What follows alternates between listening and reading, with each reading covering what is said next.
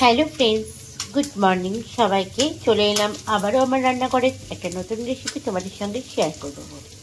তোমরা দেখে বুঝতেই পারছো যে আজকে আমি কি রান্না করতে চলেছি। ঠিকই বলেছো, আজকে আমি বানাচ্ছি লাউ চিংড়ি। আর বাঙালির এটা হচ্ছে রান্নার মধ্যে একটা খুব প্রিয় খাবার, লাউ চিংড়ি। তা কারা কারা খেতে ভালোবাসো লাউ চিংড়ি আমাকে কিন্তু কমেন্টস করে জানিও অতি অবশ্যই। তা চলো এখন লাউ চিংড়ি বানানোর জন্য আমি এখানে কী কী উপকরণ নিচ্ছি সেটা তোমাদেরকে দেখিয়ে দিই। এখানে লাউগুলোকে আমি দেখো একটু লম্বা লম্বা করে কেটে নিয়েছি। আর লাউগুলোকে কিন্তু আমি জলে আগে সিদ্ধ করে নিয়েছি, সিদ্ধ করা হয়ে গেছে। আর এইদিকে চিংড়ি মাছ নিয়েছি আমি এখানে 250 গ্রাম মতো। আর চিংড়ি মাছগুলোকে ভালো করে বেছে ধুয়ে নুন হলুদ মাখিয়ে রেখে দিয়েছি। তো প্রথমেই আমি কড়াই চাপিয়ে দেব। এই যে কড়াই চাপানো হয়ে গেছে। আর প্রথমেই আমি এখানে সর্ষের তেল দিয়ে নিচ্ছি কড়াইয়ের মধ্যে, ঝটপট করে, দেরি না করে, তাড়াতাড়ি। কারণ পেট যে পালিয়ে যাচ্ছে লাউ চিংড়ি দেখে, কি তাই তো? তো চলো তাড়াতাড়ি করে এখন সর্ষের তেলটা কড়াইয়ের মধ্যে দিয়ে দিই, দিয়ে চিংড়ি মাছগুলোকে ঝপাঝপ ভেজে নিই। তো চিংড়ি মাছগুলো আমার ভাজা হয়ে গেছে। এবার আমি একটা পাত্রের মধ্যে তুলে নেব। এবার ওই কড়াইয়ের মধ্যে আমি আরেকটু তেল দিলাম, সর্ষের তেল দিয়ে রান্নাটা কিন্তু হবে। এবার লাউগুলো দিয়ে দেব। তো কড়াই এবার আমি তেল চাপাবো। এখানে কিন্তু আমি সর্ষের তেল ইউজ করছি।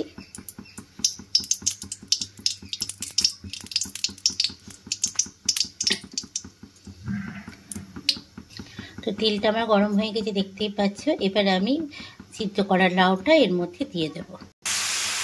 তো লাউটা আমার একটু হালকা হালকা দেখো জল বেরিয়ে গেছে লাউ থেকে।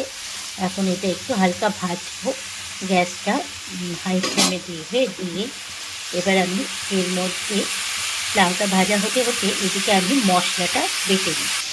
তো এদিকে মশলা আমি নিয়েছি এখানে আদা, পেঁয়াজ, রসুন, কাঁচা লঙ্কা আর একটা ছোটো সাইজের টমেটো একসঙ্গে আমি বেটে নিয়েছি, দেখতেই পাচ্ছ। এবার আমি এর মধ্যে হলুদ দিলাম আর দেবো স্বাদ মতো লবণ। এবার আবারও সব একসঙ্গে ভালো করে নাড়ব। তো জলটাও আমার লাউ থেকে যেটা বেরিয়েছিল সেটা কিন্তু পুরো শুকনো হয়ে গেছে, দেখতেই পাচ্ছ। এইবার আমি যে মশলাটা বেটে রেখেছিলাম মশলাটা দিয়ে লাউটা ভালো করে কষাবো। মশলাটা দিয়ে দিলাম, এবার ভালো করে এটাকে কষাবো। আর কে কে লাউ চিংড়ি খেতে ভালোবাসো আমাকে কিন্তু অতি অবশ্যই কমেন্ট করে জানাবে। আমার তো ভীষণ ভালো লাগে। আর যে কোনো তরকারিতে চিংড়ি মাছ পড়লে তার টেস্টই কিন্তু আলাদা হয়ে যায়, কী বলো? তো এখন এটাকে ভালো মতো একটু কষাবো। এবার আমি এর ওপর থেকে হালকা কালার আনার জন্য কাশ্মীরি লাল লঙ্কার গুঁড়ো দেব। এর মধ্যে আমি অল্প একটু কাশ্মীরি লঙ্কার গুঁড়ো দিয়ে দিলাম।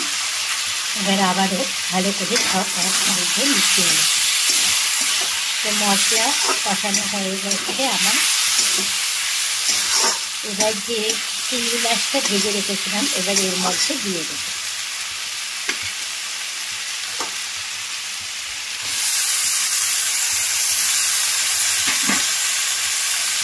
দিয়ে ভালো করে একসঙ্গে নাড়াবো। দেখো লাউয়ের সঙ্গে চিংড়ি মাছগুলো ভালো করে আমি মিশিয়ে দিচ্ছি।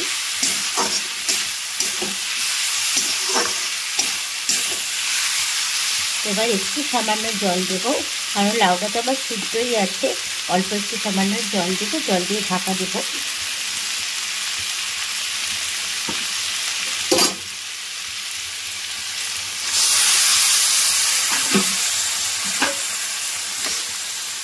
এবার গ্যাসটা একদম কমিয়ে দেবো, কমিয়ে দিয়ে কিছুক্ষণ ঢাকা দিয়ে রাখবো। তো দেখো আমার একদম জলটা পুরোটা শুকিয়ে গেছে আর লাউটা ভালো মতো সিদ্ধও হয়ে গেছে।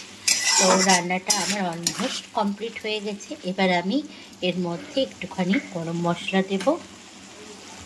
তো এবার আমি এর মধ্যে শাহি গরম মশলাটা অ্যাড করলাম। এবার আবারও সব একসঙ্গে ভালো করে মিশিয়ে নেব।